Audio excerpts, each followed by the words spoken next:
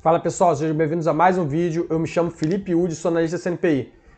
Antes de mais nada, eu peço para vocês deixarem um like aí, se inscrever no nosso canal, comentar aqui embaixo se tiverem alguma informação a contribuir, algum fato que possa ter passado despercebido ou alguma informação que de repente possa ter me enganado, tá? Vocês podem estar contribuindo com a gente. Essas análises é tanto para o meu enriquecimento pessoal, como para ajudar vocês também a entender um pouco mais sobre as empresas, tá? Além disso, eu vou deixar o link da nossa página do Instagram, os links vão estar na descrição do vídeo. E vamos lá, hoje nós vamos falar sobre o Investor Day da Intelbras, né, que divulgou recentemente. Então a Intelbras aí é uma empresa que divulgou o Investor Day, uma empresa que abriu capital há pouco tempo, tá?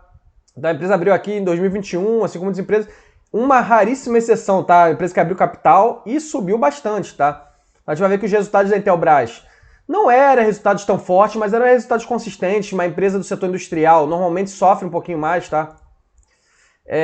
Ela não abriu capital, na verdade aqui a cotação que ela foi negociada, mas a subscrição para quem queria participar do IPO era por volta de R$17. Então deu um retorno aqui, não foi um retorno tão grande aqui, se a gente pegar aqui da abertura do capital, né, 58%, mas também pagou um pouquinho de dividendo. Então também não dá para a gente avaliar uma empresa por um retorno tão pequeno assim, né, porque é curto prazo, né, um aninho, mas é uma empresa que não está sofrendo igual outra. Já tem um valor de mercado de 10 bi, ela abriu capital aqui com mais ou menos 7 bi, o valor de mercado. Paga pouco dividendo, então é uma empresa de crescimento, tá? É uma empresa que tem um valor de mercado um pouquinho alto também, porque ela tem um intensivo em capex aí, é do setor industrial. Então vamos lá, eu separei aqui tanto o Investor Day, como peguei aqui o resultado do terceiro tri de 2022, apesar que eu já fiz alguns vídeos recentes da Intelbras. Então assim, que fala um pouquinho da cultura da empresa, né? Quem é a Intelbras? Então assim, uma organização que aprende e se movimenta, a cultura é a base de sustentação, a simplicidade, transparência, gestão participativa. Essa gestão participativa é interessante, eles até destacaram aqui, porque eles têm filiais associadas a uma espécie de franquias, né, na qual prestam o serviço deles, segurança no negócio, qualidade, realmente eles têm produto com um nível um pouquinho mais alto, produtos com nível um pouquinho mais baixo, a gente vai ver depois uma pirâmidezinha delas, produtividade, eles vêm conseguindo um retorno, né, do capital, uma taxa de retorno dos seus projetos maior do que o custo de capital da dívida, tá? Respeito ao ser humano, empresa feliz, ética, isso aqui mais valores aí sociais, né? Humildade, né? Ouvir muito o cliente, atendê-lo muito bem. Isso aqui vai de encontro com isso que eu falei ainda há pouco, que a empresa tem algumas filiais para prestação de serviços pontuais, regionais, né? Em algumas regiões específicas, de energia solar, de fornecimento de equipamentos. Então tem a matriz e distribui para essas filiais, tá? Nosso lema é fidelização e confiança do canal e do cliente, busca constante crescimento sustentável e liderança no mercado. Então, pilares de sustentação, né? Serviço aos clientes, eles têm uma camada de serviço aí, né? Apesar de ser uma empresa de fornecimento de produto, né, industrial, né, produtos e equipamentos, tem alguns nichos que a gente vai falar adiante. Então até aqui, produtos e soluções, foco no cliente, gestão do canal, que é essa questão aí dos canais de venda, né, essas filiais, né, digamos assim, e um portfólio integrado, porque a Intelbras tem um portfólio bem robusto de equipamentos, tá? De equipamentos e de serviços. A estrutura organizacional deles, então a gente tem aqui ó, o presidente, tem o CEO, e tem mais áreas, né? Diretor de segurança, diretor de comunicação, diretor de energia e o CFO, né? Então, são as diretorias corporativas, que esses são os segmentos da companhia, né? O nicho de segurança, nicho de comunicação, comunicação eletrônica, de equipamentos, de TI também, telefonia e energia, tá? Que é energia solar, o foco deles, hein? E aí, dentro deles, tem alguns nichos, né? Que englobam esse portfólio integrado, tá? Diretoria de segurança, diretoria de controle de acesso, diretoria de comunicação, diretoria de redes, que é a parte de TI, diretoria solar, aqui na energia, né? Diretoria de energia, financeira, diretoria CFO, aí tem a parte de TI que está embaixo, né? E aqui a parte mais administrativa, tem uma parte industrial também. Então a empresa é bem segmentada, tá? Do ponto de vista aí, ó, tem aqui, ó, foco, autonomia, estrutura de crescimento. Metas dele, desafiadores, segurança e previsibilidade, é uma empresa que vem crescendo, tá? Não vinha um crescimento tão forte, tão explosivo no passado, mas agora, depois da abertura do IPO, eles conseguiram usar o recurso do IPO para conseguir alocar de uma maneira boa e não tá sofrendo do ponto de vista do endividamento, como a gente vê outras empresas de crescimento, tá? Remuneração variável, muita empresa assim, né? Tem Stock Based Compensation, não sei se a Intelbras tem. Crescimento mínimo, liderança ou relevância. Como se planeja, a partir de 60 categorias, então a gente vê que eles têm uma gama de produtos bem grande. Análise intensa dos cenários, novos negócios, estudos e planos. O crescimento, é o que eu falei, né? Eles vinham crescendo, ó, devagarinho, feito uma escadinha lá de 2011, ó. Em 2017 teve um salto um pouquinho maior, aí 2018 deu uma acomodada, 2019 voltou a crescer, 2020, e aqui, ó, depois na pandemia, ainda estamos na pandemia, né? Teve um salto maior, né? Uma demanda maior para equipamentos aí eletrônicos, equipamentos de comunicação, energia solar também teve demanda maior, então a empresa crescendo. Só que como é uma empresa do segmento industrial, a própria WEG é assim, tá? As margens não são altas, então é um fator de atenção. Então, o crescimento anual composto, se pegar todos os anos, 22%. Não é um crescimento tão expressivo, né? Nos últimos anos aqui que teve um crescimento um pouquinho maior. A área de segurança, né? A área de negócios dele, a primeira área que eles vão falar. Aqui falando, né? O responsável aqui, ó, Paulo. Tem a estrutura de auditoria interna também. Então, pilares de segurança, né? Tem circuito integrado de TV. Então, eles têm câmera de segurança, né? Se vocês forem em alguma empresa aí, em muitas empresas a gente vê essas câmeras de segurança e muitas delas é da Intelbras, tá? Controle de acesso, equipamentos, aqueles controle biométrico, equipamento de controle biométrico, cartãozinho para roleta, incêndio, né? Controle de incêndio, iluminação eletrônica, esses dispositivos eletrônicos que a gente vê em lares agora, eles estão focando, e sistema de detecção de intrusão, tá? Então, a gente falando aqui, ó, o que eles estão investindo aqui, ó. Então não é só uma câmera simples, né? Reconhecimento facial. Então a Intelbras ela tem uma presença até forte em algumas licitações públicas, tá? Então algumas cidades inteligentes, né, como Curitiba, o Rio de Janeiro também investiu um pouquinho mais, não sei como é que tá São Paulo. Eles vêm investindo nesse controle aí, mais uma cidade de inteligência, né? No paradigma de cidade de inteligência. Então, assim, de repente a Intelbras pode crescer até de maneira aí, na administração pública, uma maneira mais forte. Identificação de pessoas, segurança, identificação através de presença térmica, tá? Então não é um negócio muito simples, né? Segurança perimetral, identificação de incêndio, temperatura de equipamentos e pessoas. Isso aqui de repente pode começar a ser muito utilizado aí para empresas que estão crescendo data centers de TI. Leitura de placas. Então aqui, ó, cercamento virtual, identificação de veículos, controle de acesso de veículos e busca forense também para a empresa. Aí eu não sei como é que tá esse nicho, mas eles também vêm entrando, né? Até para a área aí de perícia. Busca de pessoas por características, né? Então, comportamento, a roupa que ela usa, comparativo de um banco de dados, né, existente. Controle de acesso, então tem aqui reconhecimento facial, para entrar numa sala, entrar no local, aqui tá a catracazinha, né? Gestão de acesso pela face, confirmação anti-falsificação, né? Vivacidade, se a pessoa tá viva ou não. Então, se a pessoa estiver morta, alguém pegar lá o rosto dela e botar, mais difícil, né? Gestão de alto fluxo de pessoas, biometria digital, isso aqui é mais rotineiro, né? Mais utilizado, de maneira rotineira. O catraca, bloqueio de pessoas físicas não autorizadas, gestão de alto fluxo de pessoas e prevenção de incêndio, né? Sistema de prevenção de incêndio centralizado. Aí aqui algumas verticais de negócio aqui que eles utilizam dentro desse segmento de segurança, tá? Então, na indústria, em bancos principalmente, né? Cidades inteligentes, que foi o que eu falei, aeroportos, escolas e universidades, hospitais, clínicas e laboratórios, varejo, hotéis, construção civil, transportes, viagens, agronegócio e provedores. Então a gente vê aqui que tem alguns setores que dependem até um pouco da economia, né? Construção civil, hotéis, o varejo. Então, de repente, se a economia do Brasil começar a avançar bem, a Intelbras também pode se beneficiar. Outros até a indústria, né? Depende da economia. Mas, no geral, alguns é independente, né? Bancos, né? Cidade de inteligência depende de como é o governo, né? Que os governos querem adotar. Provedores está crescendo bastante, o agro também. Então, alguns são mais estáveis, né? Mais perenes, digamos assim. Aqui, mercado de segurança, então a gente vê aqui que o valor, mais ou menos, que eles destinam 50% para produtos aí de alto valor e outros de baixo valor, né? De um capex um pouco mais intensivo, outros capex menos intensivo. E a quantidade, né, que eles têm alocado, né? 30% ainda é para a parte maior da pirâmide e 70% para a parte menor, né? Quantidade. Acesso, liberar para evolução, aí falando um pouquinho, né? Como é que se desbloqueia, reconhecimento facial, aí utilizar em condomínios, empresas, educação, saúde. E assim, a empresa, eu acho, não sei se está aqui falando no Investor Day, eu acho que está no release de resultados que eu separei aqui. A empresa ela também vem focando, batendo na tecla do LGPD, tá? Que é a nova Lei Geral de Proteção de Dados utilizada aqui no Brasil. E essas informações também têm que ser protegidas, tá? Porque não é qualquer coleta assim que você pode fazer de maneira sem autorização da pessoa, né? Mas a empresa vem focando aí e bem estruturadinha, né? Do ponto de vista de eficácia, de gestão operacional, gestão administrativa. Fechaduras digitais, né, ainda é pequeno, né, 70 milhões de residências no Brasil, então a gente vê que 3% atualmente possui fechaduras digitais, é um nicho que eles querem investir. É até interessante, né? Aí a casa inteligente, né, eles botando aqui alguns aparelhos, dispositivos. Intelbras, em todo lugar a Intelbras está sempre próximo, de pequenas casas, a cidade inteligência, conforto, segurança, praticidade de uma só marca. Área de comunicação, aqui é outra área já, outro nicho. E aqui o outro diretor, né, que é o Henrique.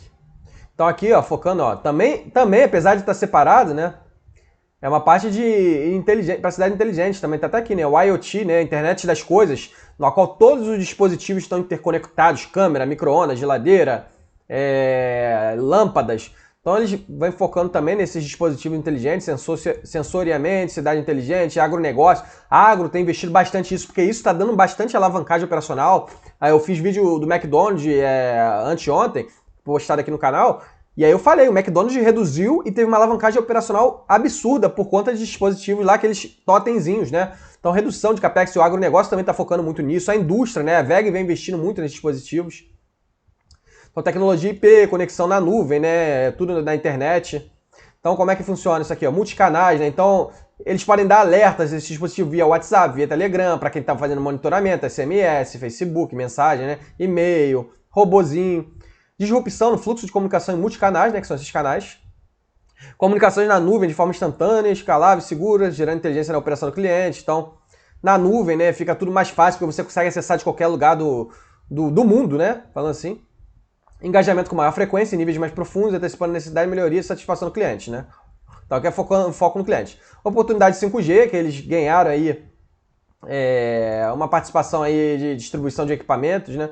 Então, limpeza da banda C e migração para a banda KU, né? O que é? Até separei aqui um artiguinho, né? Essa banda KU é uma banda que os equipamentos são via satélite, né? As características físicas encontradas são antena mais simples que de outras frequências, são pequenas com materiais mais frágeis, tendo seu custo mais reduzido. E por outro lado, a banda C, que é utilizada aí a banda padrão, né? Espectro de frequência 3.7 a 6.4 GHz, funciona para transmissão de dados tanto analógicos quanto digitais, né? Esses dados de televisão, internet a cabo. Reconhecer pela grande estabilidade de sinal, permitindo que informações continuem trafegando. Então, o que eles vêm investindo, né, nesse 5G? Botar equipamentos mais baratos aí, para eles conseguirem distribuir, ter uma venda aí em massa, né, maciça, mas ter um retorno maior do que empregou, né, ter uma taxa interna de retorno maior.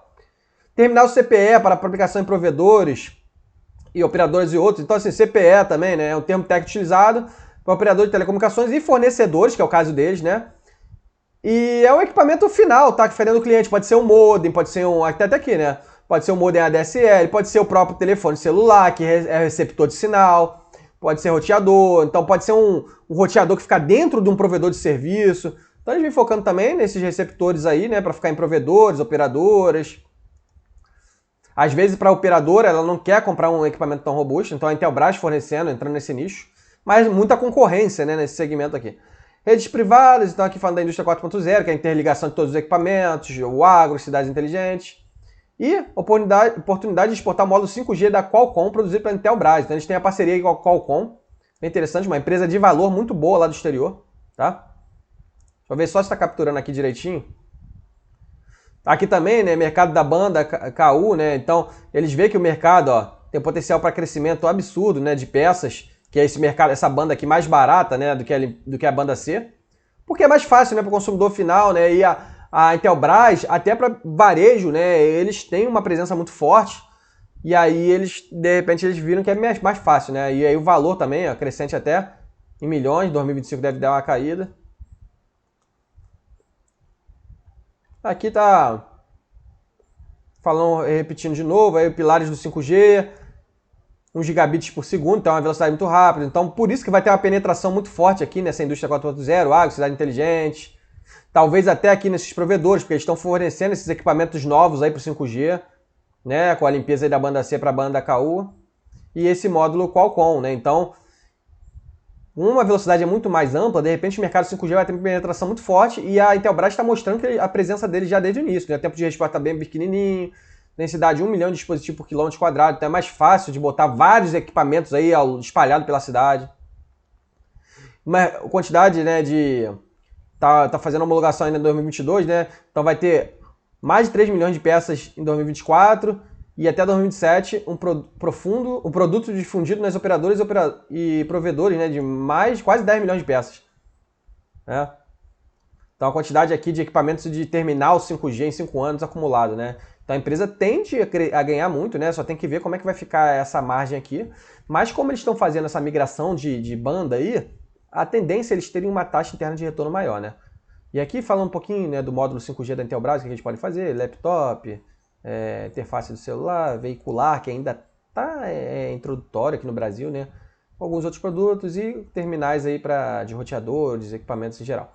Fibra ótica, tá? É uma outra parte aí de comunicação, então eles inauguraram aqui uma nova unidade Fabril, fabricante de cabo de rede, cabo de fibra ótica, acessórios de fibra. Também é um segmento aí intensivo, né, em capital e que tem uma concorrência grande de alguns fabricantes internacionais, mas a empresa vem investindo aí, tá? Esteira de negócio, né, entrada de novos negócios através de parcerias tecnológicas, aquisições e internacionalização, então também está entrando aí no cenário externo, tá? Mais forte. Comunicação na nuvem, integrada em multicanal através de novos desenvolvimentos e aquisições, avançar no mercado 5G, tanto para desenvolvimento do mercado quanto de novos produtos, fornecimento de solução IoT corporativo, tanto na rede de conexão quanto dispositivos finais, entregar cada vez mais uma solução completa. Aqui falando agora do segmento de energia, né, o Márcio Ferreira, o diretor, né, aqui. Então a energia não é só energia solar, então eles têm aqui alguns dispositivos de controle, né, de apagar, acender a luz, o snowbreak, né, para equipamento, torre de recarga, que também está inicial, né, então mercado de energia elétrica, né, veículos elétricos, né, de estabilização, né, de ruído elétrico dentro de uma residência, dentro de segmento corporativo, empresa investindo pesado, né, da avenida de crescimento, carregadores veiculares, no-break de média e alta potência, né, algumas empresas investindo aí, e energia aí, controle de energia, né, mais eficiente, menos gastos de energia dentro de residência e ambiente corporativo, né, casa conectada, 25% de crescimento do mercado anual, 10% da taxa de ocupação prevista para a residência em 2025. Né, os produtos de energia e iluminação impulsionam o mercado de smart home, uso diário, redução do custo de energia, preço acessível e facilidade de instalação. No-break de alta potência, então tem vários no-breaks aqui da companhia, né? Vários pequenininhos, dos pequenos aos grandes, mercado corporativo, indústria, TI, data center, telecom, equipamento médico hospitalar, energia crítica, né? Então, assim, são ramos, né, que realmente dependem, né? Ainda mais investindo aí, né, o setor agro alocando mais aí, focando em equipamentos aí de comunicação para reduzir despesas, a indústria em si, né, focando em indústria 4.0, TI, data center, né, empresas se especializando melhor e equipamento médico hospitalar vai estar sempre dependendo aí de alocar uma estrutura mais robusta, tá? Novo mercado de carregadores veiculares, então 40 mil veículos plugáveis no Brasil em 2022, daí é pequenininho, né? 13 mil estações de recarga, então a gente vê que a quantidade de estação de recarga é bem aquém, né? 40 mil emplacamentos de veículos eletrificados em 2022, então a quantidade crescendo aí. Veículos plugáveis em 2030, 700 mil, ainda vai estar pequeno, e estações de recarga, a intenção deles é crescer 180 mil. Então a gente vê aí, ó, 2 milhões de frotas eletrificadas em 2030. Que a quantidade ainda vai estar aquém, mas a empresa já vem investindo pesado, tá? Mercado potencial, residências, então até semelhante ao vídeo da Tesla que eu fiz há um tempo já, Tesla tem uma estrutura lá de energia solar que você consegue acoplar a sua residência para recarregar veículo, para fornecer uma energia bidirecional, né, troca de energia, né, entre veículo e residência. Então a gente vê aqui residências, condomínios, espaços públicos, frotas, né? Então aqui falando da energia solar, né, controle através de aplicativo, né, dispositivo aqui. Soluções para gerar energia em qualquer lugar, varejo de distribuição, tanto vários equipamentos aqui para armazenar energia solar, ó, luminárias, inversores, controlador de carga, drive, módulos. Sistemas fotovoltaicos para todos os tipos de instalação, residencial, comercial, usinas, né, soluções híbridas com baterias, modelo de alta potência, microinversores, inversores de até 250 kW, estrutura de fixação. Aqui, né, é o mercado de energia, né, estimado aqui, que a projeção até 2031, né? Então a gente vê que vai todo ano crescendo um pouquinho, né? Mercado de energia renovável aí. Ó, plano decenal de expansão de energia. E o mercado realizado. Então a gente vê que o mercado, né, muito acima do plano, né? Em algum momento vai dar uma acomodação, mas é um mercado aí que tem margens menores, tá? Mas a empresa tende a se beneficiar com o crescimento desse mercado ao longo do tempo. E está crescendo além do estimado, tá? Ó, o mercado vem realizando volumes superiores ao plano. Crescimento aí de unidades por segmento, tá? Então a gente vê aqui poder público ainda, quase nada, né? Ínfimo, né? Em algum momento, o poder público vai ter que começar a investir nisso aqui também, né? Serviço público, tá até separado, né? Serviço público e poder público. Residencial, apartamento um pouquinho maior, um pouquinho maior não, segundo lugar aqui, né? Mais ou menos, e residencial casa liderando tudo, né? Rural também ainda está aquém, né? De repente a indústria agro, assim como investindo em tecnologia, vai começar a investir em solar. E industrial também pequenininho aqui, né? Comercial e serviços de outros daí, né, pequeno. Então é um segmento que ainda tem muito potencial para crescer também, né? Histórico de geradores vendidos, né? Então a gente vê que a quantidade disparou aqui em 2020, né? Geradores da Intelbras. Aqui geradores da Renovige, né? Que eles adquiriram aqui agora em 2022. Então a gente vê que é abaixo aqui da Intelbras, mas entrando em uma participação bem robusta, acima de 50%, tá? Dá um crescimento aqui bem expressivo, tá?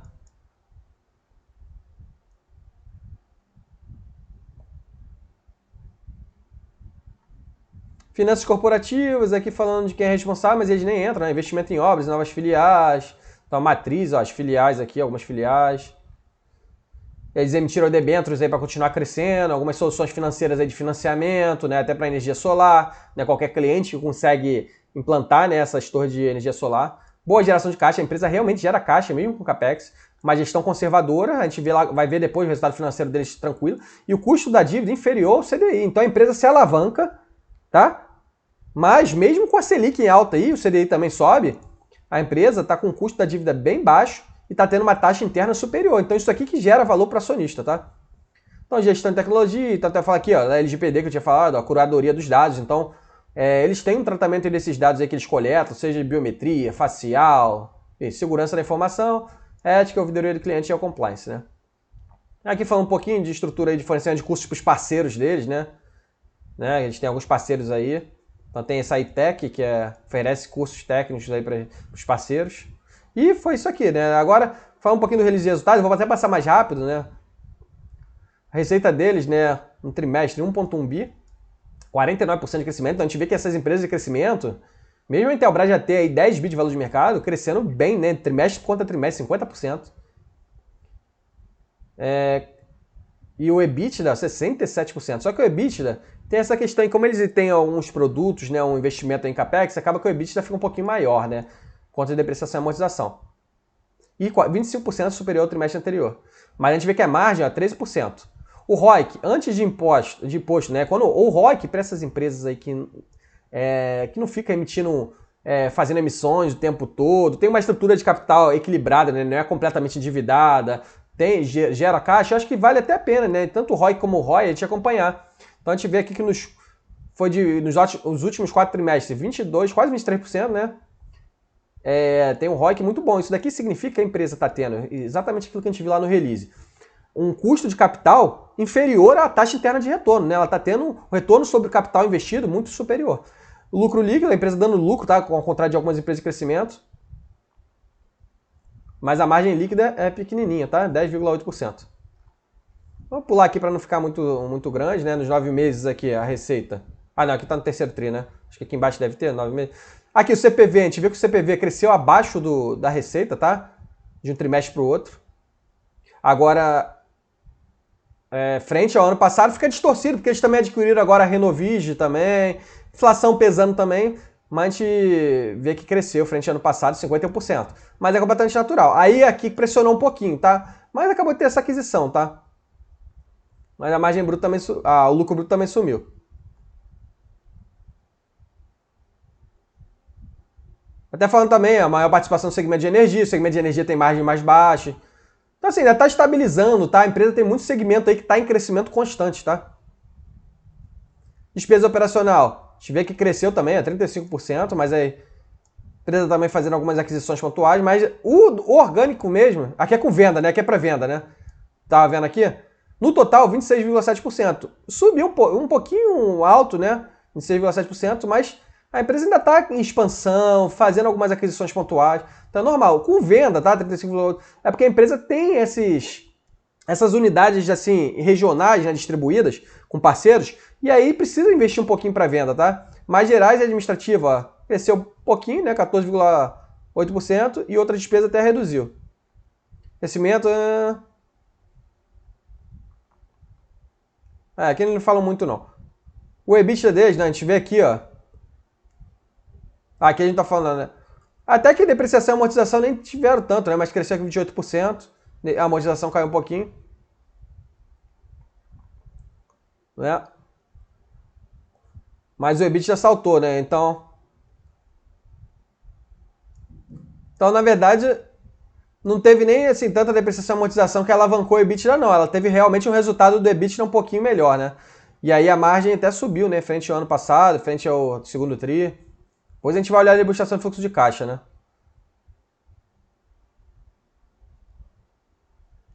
Aqui como é que era o EBIT do terceiro trimestre de 2021, né? O lucro bruto. Aqui as vendas gerais administrativas, depreciação e amortização somando, né? Não teve muito não, tá? Deixa eu comentar aqui alguma coisa. Eles tiveram controle de despesa, né? É porque em valores nominais, né? Essas despesas aqui não são tão grandes, né? Por mais que tenha crescido percentualmente, como cresceu a receita, né? Então o lucro bruto deles cresceram bem mais, né? Cresceu bem mais do que a despesa, né? 43%. E as despesas, mesmo crescendo aqui 26%, teve um crescimento grande também, mas os valores nominais é inferior. E percentualmente ficou bem abaixo, então a EBITDA cresceu, tá? Resultado financeiro, a empresa teve mais receita financeira que despesa financeira, mas teve um pouquinho de variação cambial. E aí conseguiu dar lucro, né? E falando do NOPAT, que é muito utilizado aí para valuation, tá? Mais caixa do que dívida, né, a empresa, né? E aqui falando do ROIC, né? Até caiu frente ao ano passado, né? Mas a empresa acabou de fazer a aquisição também. Ó. Que eles excluíram, né? Renovision. Que aí ficaria maior, né? 26,4%. Mas teria caído um pouquinho também frente ao ano passado.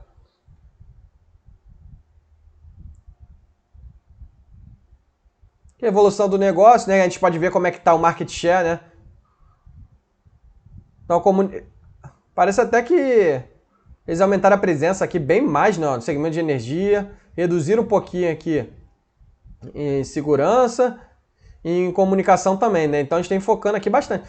Mas assim, é bom acompanhar isso aqui, porque teve uma queda forte aqui também em comunicação. Não é exatamente market share, mas eu acho que dá uma noção, né? Eles estão equilibrando também os segmentos, tá? Mas assim, nada, não caiu tanto aqui também, caiu comunicação mais ou menos 6%, em energia não, em segurança, caiu 10%, e energia disparou. Pode ser um equilíbrio também, né? Tá no momento de equilíbrio. Aqui no geral os números eles cresceram, né? Talvez seja equilíbrio mesmo, né? Então tem que acompanhar para ver se isso daqui vai refletir alguma coisa em relação ao market share no futuro. Porque são segmentos segmentos mais competitivos, né? Aqui falando por segmento, né? Então a gente vê aqui que eles cresceram, né? Receita, cresceram, lucro bruto e a margem bruta, né? Então o segmento de segurança tem uma margem bem maior, né? Mais acima de 30%. As quantidades demandadas, a gente vê que ficou abaixo do ano passado, né? De equipamentos. Em comunicação, cresceu também, tanto lucro bruto quanto a receita. Margem bruta também razoável, né? Não é excelente, não é... Mas é ok, né? 29% crescendo bem, né? Então eles vêm conseguindo aí aqui aumentar a sua margem, principalmente em relação aqui, ó. Marcou as primeiras vezes relevantes para o processo de limpeza do espectro de banda C no Brasil, planejado para acontecer ao longo dos próximos 3 anos, através de leilões semestrais coordenados pelos vencedores de leilão 5G. Então, aquele custo, né, eles investindo em equipamentos aí com uma banda menos custosa para eles, parece estar refletindo já um pouquinho aqui nessa margem bruta, né? Maior do que ano passado. Em energia, a gente vê que as margens são inferiores, voltou a aumentar em referente ao segundo TRI, mas em referente ao terceiro caiu um pouquinho, mas mais ou menos flat. A quantidade de energia, sim, subindo bem, né? Frente ao ano passado, de equipamentos de comunicação caiu, tá? Mesmo a margem subindo, caiu. Então, isso aqui pode ser devido à competitividade do setor também, tá? Posição de caixa, então a empresa aí, caixa de 900 milhões, né? Financiamento 148, investimento 205 e também tem aqui operacional, né? Então, bem tranquila a empresa aí, do ponto de vista do resultado financeiro, né? Já até dão aqui a evolução do fluxo de caixa, né? Geraram, já tinha um caixa de 650, geraram 200 e pouco, investiu 41 e financiaram aí com emissão de debêntures, né? Endividamento deles aqui, a gente vê que eles pagaram aqui, né? O principal, juros, né? Então, como é que eles estão pagando? O capex deles, de pouquinho em pouquinho, né? Eles vêm aqui, ó, mais expansão do que manutenção, né? Mas em 9 meses, ali estava no terceiro TRI, né? Aquele capex aqui, né? Capex não, aqui era financiamento, né? Aqui, investimento, né? Aqui estava 205 milhões, né? Só no trimestre, né? Mas nos 9 meses, foi 150, quase do... foi mais ou menos esse valor aqui, né? 200 e pouco. Então, a gente tem um capex aí razoável, mas só de caixa gerada, né? Já compreende esse capex. Vou falar um pouquinho das perspectivas, né? Acho que é interessante, né? Acompanha início da sua atividade de planejamento com um horizonte de 5 e uma visão de 10 anos. Então a gente vê que a empresa tá. Por isso que quando a gente investe em renda variável, a gente tem que olhar um horizonte de tempo mais longo, tá? Porque olha o que a Intelbras colocou aqui, a própria empresa falando, tá? E a gente viu lá falando dos projetos do Investor Day, né? O horizonte de tempo para maturar esses projetos são longos, então a cotação às vezes não pode representar o andamento dos projetos, né? Um horizonte de 5 e uma visão de 10 anos, tá? Observando oportunidades de crescimento importantes em todas as nossas categorias. A companhia autorizou a emissão de debênture no valor de 500 milhões, vencimento de 7 anos, de juros terminados de CDI mais 1,5%. Então, agora o CDI está baixo, tá? Mas quando o CDI baixar aqui para um padrão de 7%, a gente vê que o custo vai ficar baixo, né? 8,5% ao ano. Então, aqui a nossa fábrica de Santa Catarina já produziu as primeiras peças de CPE 5G, o produto deverá iniciar faturamento ao longo do 4º trimestre, estamos evoluindo conforme nossos planos. Entendendo que o processo de integração com a Renovid já passou uma fase mais aguda, já observamos uma retomada de atividades comerciais que resultarão em trimestre mais próximo ao planejado. Iniciamos, portanto, um novo trimestre com perspectiva de concluir um excelente ano. Então, assim, acho que basicamente foi isso daí, tá? Da Intelbras. Eu acho uma empresa aí muito promissora, tá? Para o futuro. É uma empresa que não entregou tantos resultados aí no passado, né? Mas é uma empresa que parece que vem dando resultados redondinhos, tá? Tem vários nichos de atuação e vários nichos com presença, né? A gente vê com um plano de expansão. Ela é uma empresa que não vai atirando de qualquer maneira e vem tendo um retorno, né? Gerando caixa, reinvestindo, com projetos que demoram a dar maturação. Espero que eu possa ter ajudado vocês de alguma forma. Peço para vocês deixarem o like, se inscrever no nosso canal e seguir nossa página no Instagram. Os links vão estar na descrição do vídeo. E forte abraço!